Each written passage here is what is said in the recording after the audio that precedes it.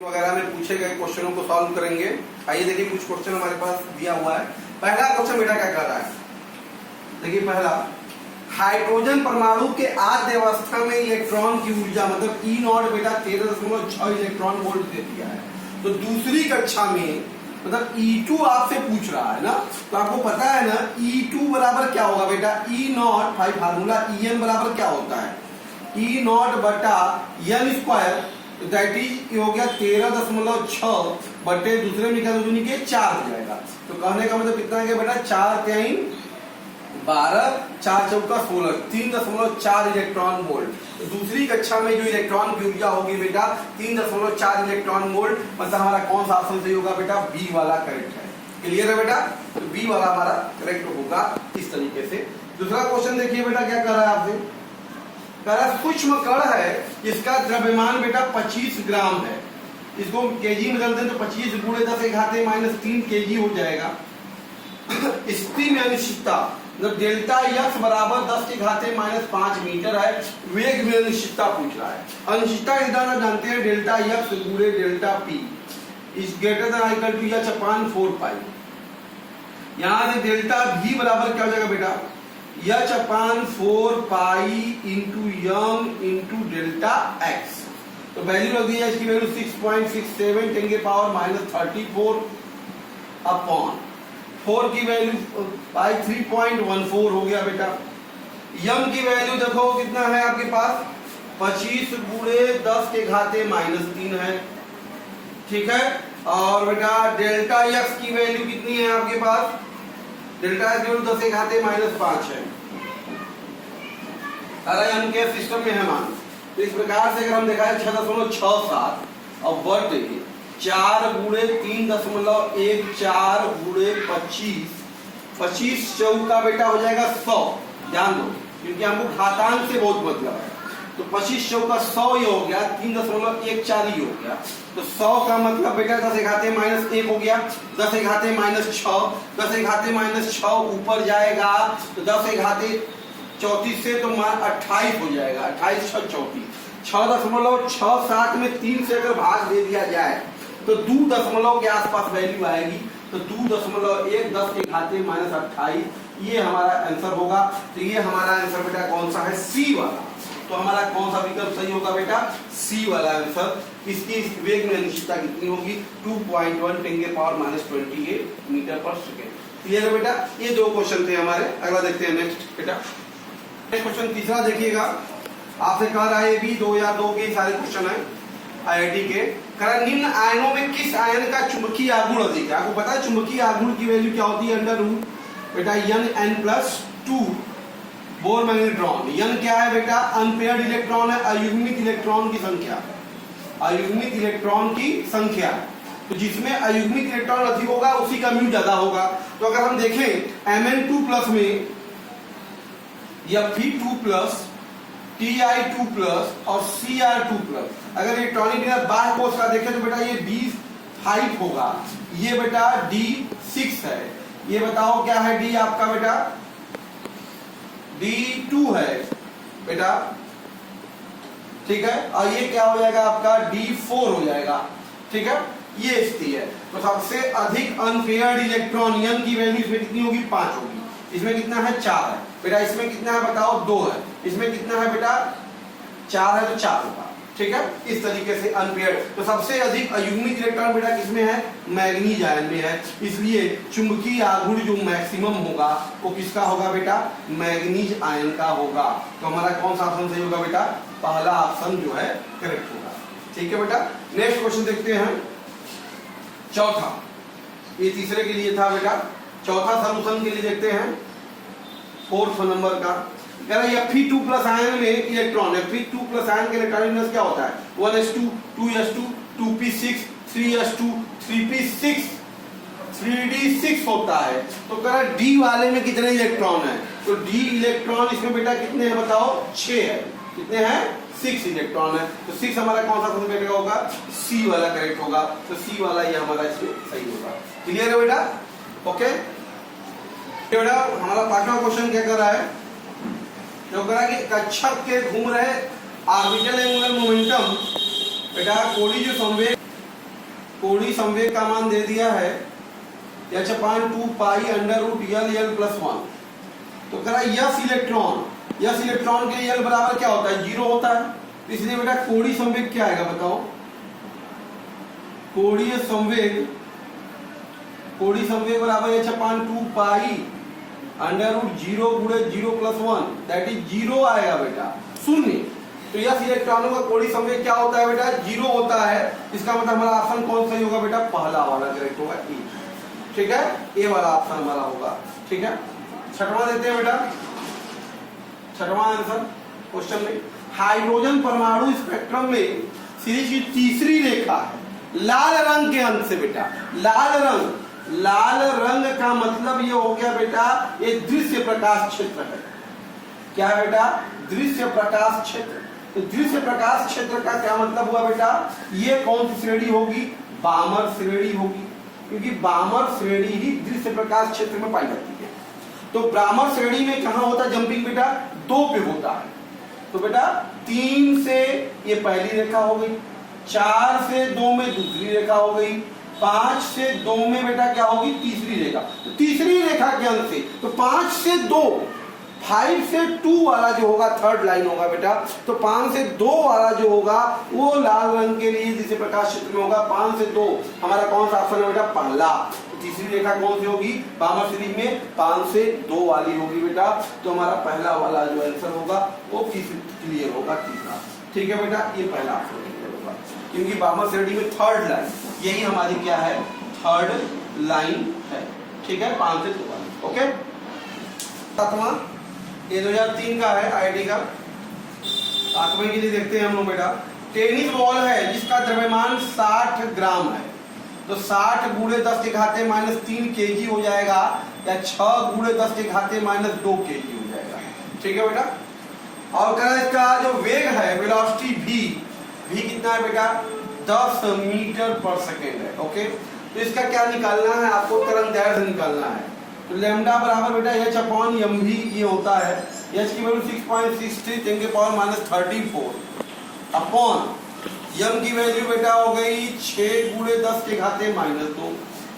ठीक है, और v की वैल्यू हो गई बेटा 10, 6 से 6 मान लो लगभग कट गया, तो ये हो जाएगा आपका 1 गुणे 1 -1 आ गया, -1 हो जाएगा 10 के घाते -33 हो जाएगा मीटर।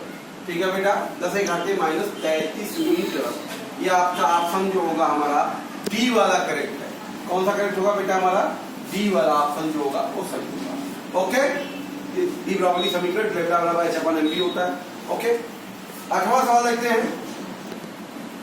बेटा, करा 4f ऑर्बिटल के लिए। देखो 4f तो n बराबर तो 4 होगा, क्लियर है। और l बराबर 4 f कोस के लिए बराबर क्या होता है बेटा, l बराबर सोचो 3 होता है ना भाई, l बराबर 4 और f कोस के लिए l की वैल्यू कितनी होती है भाई, f के लिए 0, f b के लिए 1, d के लिए 2 और f के लिए 3। l बराबर 3 है, तो m का मान इसमें क्या होगा बेटा, +3 +2 +1 0 -1 -2 आइए m बराबर 4 l बराबर 3 पहले देखते हैं कहाँ है। l बराबर 4 l बराबर 3 तो यहाँ है, पर m का मान +4 नहीं हो सकता, क्योंकि m का मान +3 नहीं होगा। इसका पहला ऑप्शन नहीं हो सकता बेटा। यहाँ पे n बराबर 3 हो ही नहीं सकता, क्योंकि n बराबर 4। ठीक है बेटा, तीसरा में देखिए जरा, n बराबर 4 और l बराबर 3। ठीक है, और m की वैल्यू +1 संभव है इसमें, आप देख रहे हैं s की वैल्यू होगी। तो इस तरह से हमारा कौन, यहाँ पे भी नहीं होता है, l बराबर 4 हो नहीं सकता संभव, इसलिए हमारा कौन सा ऑप्शन सही होगा बेटा, सी वाला सेट जो है करेक्ट होगा। देखो n बराबर 4 है, l बराबर 3 है, m बराबर इसमें +1 है ही, s बराबर +½ हो ही सकता है। इसका मतलब सी वाला जो ऑप्शन होगा ये करेक्ट होगा 4f ऑर्बिटल के लिए, और बाकी संभव नहीं है बेटा। क्लियर है। नेक्स्ट क्वेश्चन देखिए बेटा, ये दोनों 2004 आईआईटी के हैं। देखिए 9वां क्वेश्चन देखते हैं, 9वां का सलूशन आपसे क्या कर रहा है, आद्य अवस्था में क्रोमियम का परमाणु लिया गया। तो l बराबर 1 और l बराबर 2 के लिए इलेक्ट्रॉनों की संख्या क्रमशः इलेक्ट्रॉनिक विन्यास को लिखो। तो 1s2 2s2 2p6 3s2 3p6 4s1 3d5। तो l बराबर 1 यल बराबर एक किसके लिए होगा बेटा, यस ऑर्बिटल के लिए। तो यस ऑर्बिटल में क्या क्या है बेटा आपके पास, 1s2 है, 2s2 है, 3s2 है और 4s1 है। देखो 1s2, 2s2, 3s2 और 4s1। तो इसका मतलब यस इलेक्ट्रॉन कितने हो गए बेटे, 2 धन 2 धन 2 धन 1, 2 2 4 2 6 1 7 बेटा। यस इलेक्ट्रॉन हमारा कितना हो गया, या यल बराबर हो मतलब पी ऑर्बिटल होगा, क्या होगा, पी ऑर्बिटल, सॉरी। तो पी ऑर्बिटल में ना गिन लेते हैं हम लोग, क्या क्या है बेटा हमारे पास, 2p6 है, 3p6 है, ये दो p वाले हैं। तो p इलेक्ट्रॉन हमारे कितने हो गए बेटा, 6 धन 6 बराबर 12। और यल बराबर 2 के लिए भी, यल बराबर 2 मतलब बेटा क्या होगा, d ऑर्बिटल होगा। तो d ऑर्बिटल में क्या है बेटा, 3d5 करता है। तो इसका मतलब d इलेक्ट्रॉन कितने हैं बेटा हमारे पास, 5 है। इसका मतलब यल बराबर 1 और यल बराबर 2 के लिए जो इलेक्ट्रॉन है क्रमशः 12 व 5 है बेटा, 12 व 5। तो 12 और 5 वाला ऑप्शन कौन सा है बेटा हमारा, डी। कौन सा है बेटा, डी। तो हमारा कौन सा ऑप्शन सही होगा, डी वाला क्लियर होगा। क्लियर है बेटा। 10वां देखते हैं हम लोग, ध्यान दो। हाइड्रोजन परमाणु में प्रथम आद्यावस्था में इलेक्ट्रॉन का संक्रमण अनंत से प्रथम में हो रहा है, मतलब n1 बराबर बेटा 1 है, n2 बराबर अनंत है। तो उत्सर्जित तरंग दैर्घ्य से निकालना है। तो आपको पता है ना 1 लैम्डा बराबर क्या होता है, r1/n1 square minus 1/n2 square.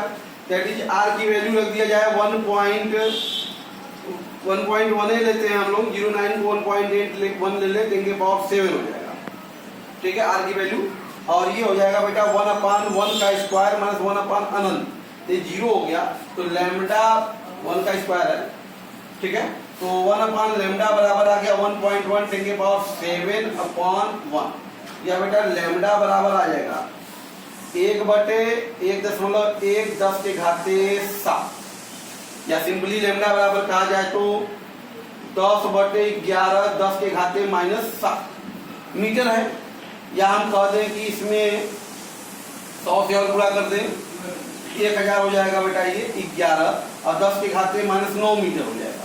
100 से गुणा के 100 से भाग दे दिया, अभी 9 मीटर हो गया। अब 11 से भाग देंगे तो 11 9 99, 11 9 99 बेटा, 99 1 बचा, 19 11 एकम 11 8 बचा, 11 7 77 10 के घाते -9 मीटर, 10 के घाते -9 मीटर, जिसका मतलब ये लगभग बेटा देखो ये नैनोमीटर होता है, ये हमारा लगभग 91.7 नैनोमीटर। ये ऑप्शन हमारा कौन सा, 91 मीटर, पहला ऑप्शन देखिए 91 नैनोमीटर है। तो पहला वाला जो विकल्प होगा हमारा फर्स्ट विकल्प जो है वो क्लियर है बेटा, इसका मतलब पहला हमारा सही है। ओके, देखिए बेटा नेक्स्ट क्वेश्चन है हमारे पास 11वां सवाल जो है, 11वां को देखते हैं हम लोग पहले। ये 2004 का भी है। निम्न इलेक्ट्रॉनिक विन्यास में अधिकतम ऑक्सीकरण अवस्था। तो बेटा ये अधिकतम ऑक्सीकरण अवस्था को पता है ना, अधिकतम ऑक्सीकरण अवस्था, ऑक्सीकरण अवस्था जो होता है क्या होता है बेटा, यम प्लस यम होता है। यम क्या है, यस इलेक्ट्रॉन है और यम यस इलेक्ट्रॉन था, और यम क्या था बेटा, जी में अयुग्मित इलेक्ट्रॉन, अयुग्मित इलेक्ट्रॉन, ठीक है। यहाँ पर अब अगर हम देखा है बेटा तो यहाँ पे अयुग्मित इलेक्ट्रॉन 2 है, अयुग्मित इलेक्ट्रॉन कम है इसमें, ठीक है। यहाँ पे अयुग्मित बी वाले में देखें आप n-1 d5 s2, यहाँ पे यम की वैल्यू 2 है, यम की वैल्यू बेटा 5। इसका मतलब ऑक्सीकरण अवस्था 2 धन 5 बराबर 7।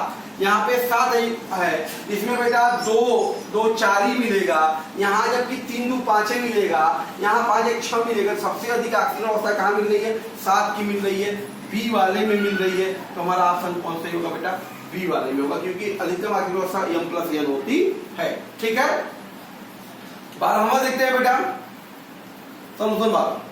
ये 2005 का क्वेश्चन है, कह रहा है इसमें से कुछ चुंबकीय की अनुपस्थिति में ये कुछ परमाणु कक्षक के क्वांटम संख्याएं दर्शाई गई हैं, और आपसे कह रहा है कि कौन किसकी ऊर्जा समान हो।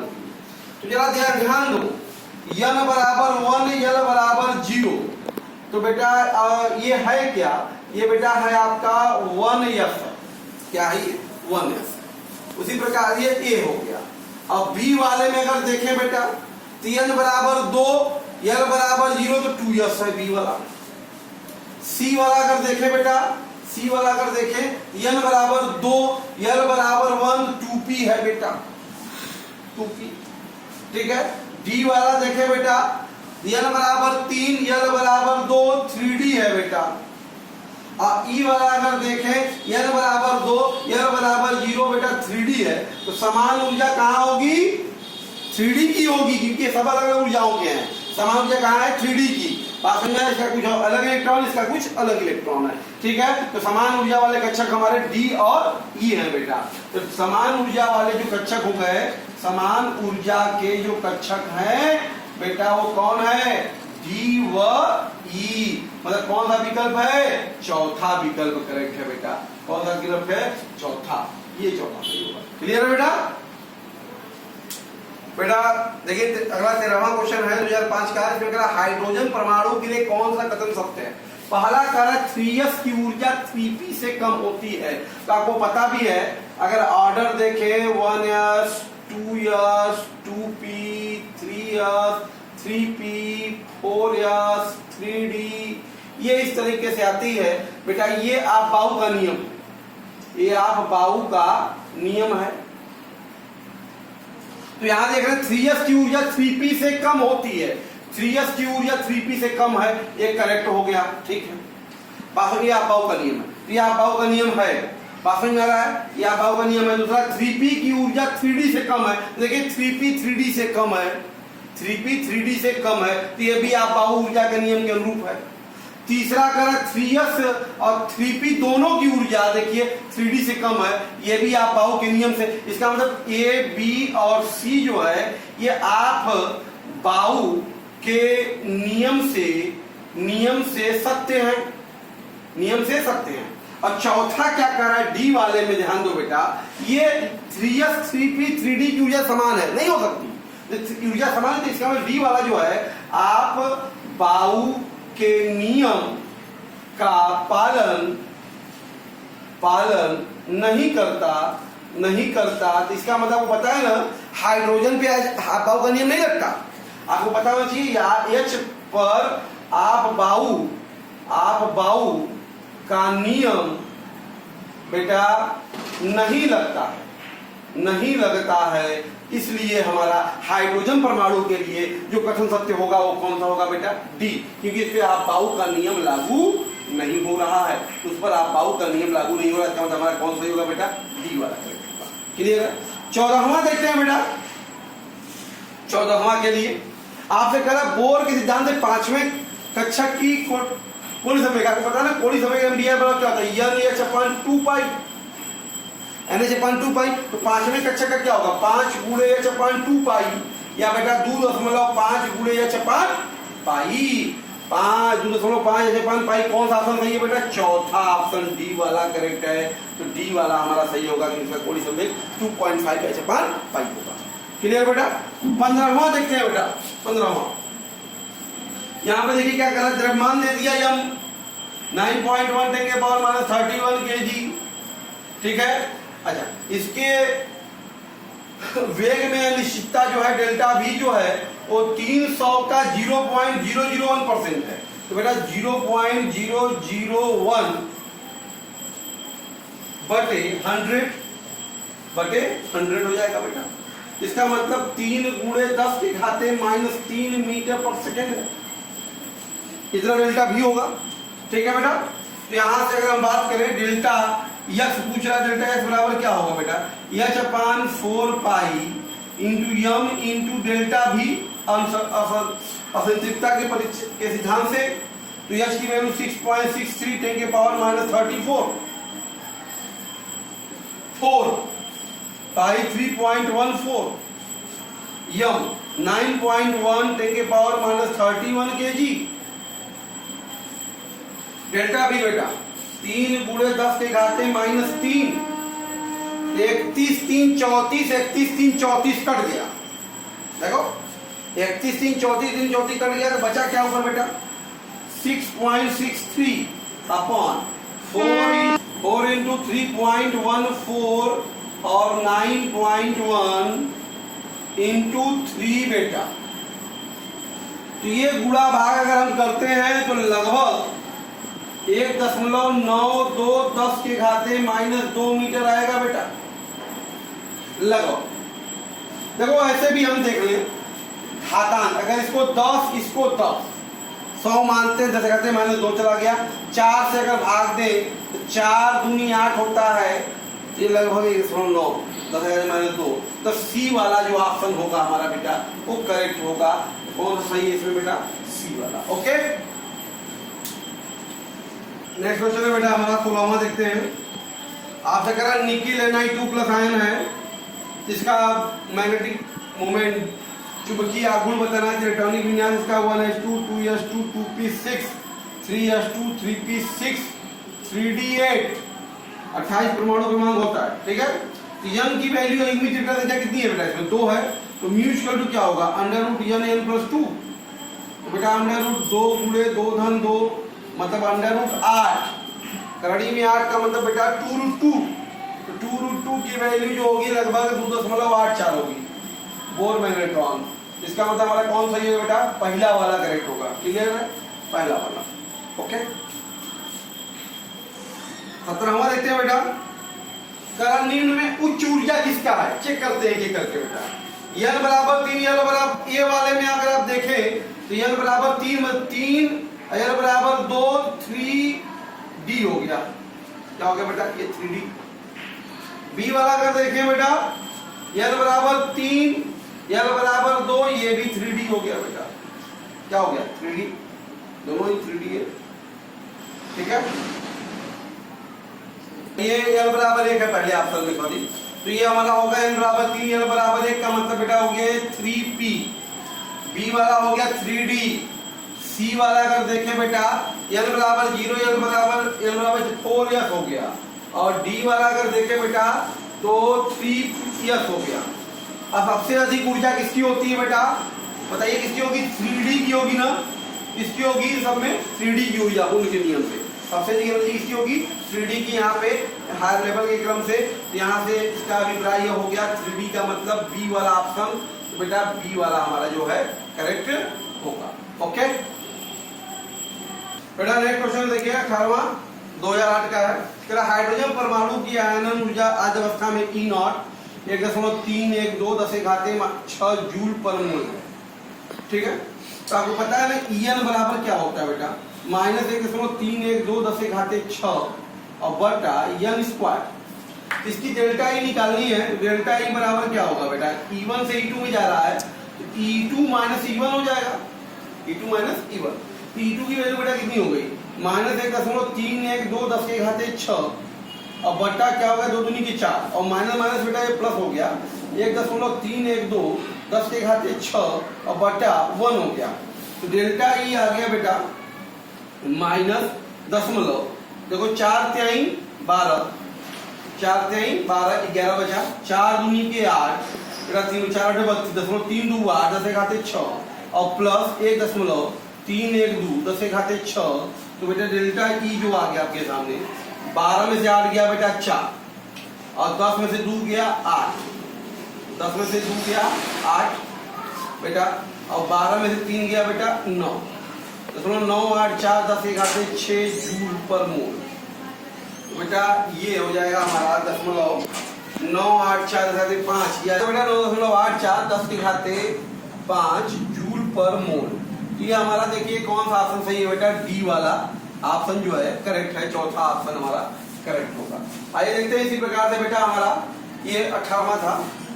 19वां देखते हैं। 19वां 2009 में पूछा गया बेटा। करा कि एक इलेक्ट्रॉन जो है जो 6 मीटर पर सेकेंड से इसकी यथार्थ 0.05% है। तो डेल्टा भी क्या होगा बेटा? 600 का 0.05/100 बेटा। तो ये हो जाएगा आपका 6 गुणे 0.05 6 5 30 तो 0.30 हो जाएगा। 30 बेटा यहाँ से ये मीटर पर सेकेंड ये आ गया आपका। ठीक है, तो 30 मीटर पर सेकेंड हो गया। डेल्टा एक्स पूछ रहा है, आपको पता है डेल्टा एक्स बराबर क्या होगा, H upon 4 pi M into delta we होगा। तो 6.63 10 के पावर माइनस 34 बेटा, 4 पाई 3.14 यम 9.1 10 के पावर माइनस 31 kg। ओके, और डेल्टा वी तो हो गया हमारा 0.3। तो कहने का अभिप्राय ये हो गया 6.63 बटा, लगभग की बात अगर वही की जाएगी तो 4 गुणे 3.14 और ये हो जाएगा बेटा 9.1 गुणे 3 और एक और भेजे 32 में 10 ऊपर 10 खाते माइनस 2 बेटा। इसको जब गुणा करेंगे तो वैल्यू आ जाएगी आपकी, इसमें एक्चुअली 0.05% नहीं है, सॉरी 0.005% है। ओके, तो ये हो जाएगा 0.005, तो ये आ जाएगा बेटा आपके पास 0.03 मीटर पर सेकेंड हो जाएगा, तो ये 0.03 हो जाएगा। तो कहने का मतलब ये हो जाएगा पॉइंट, इसको सॉल्व कर देंगे ओवरऑल वैल्यू, तो बेटा आपके पास जो वैल्यू आएगी वो 1.92 10 के माइनस 3 मीटर आएगी। तो हमारा जो वैल्यू होगा आंसर वो सी वाला करेक्ट है, इससे बेटा सही है सी, इसका आंसर सी वाला करेक्ट होगा। क्लियर है बेटा?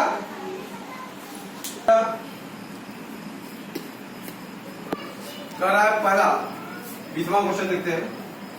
कर रहा प्रोटॉन जिसकी चाल, जिसकी था 1.4 भी दे दिया है, 1.003 मीटर पर सेकेंड है। ठीक है, प्रोटॉन का निर्माण सबको पता ही है, 1.67 10 घाते माइनस 27 kg।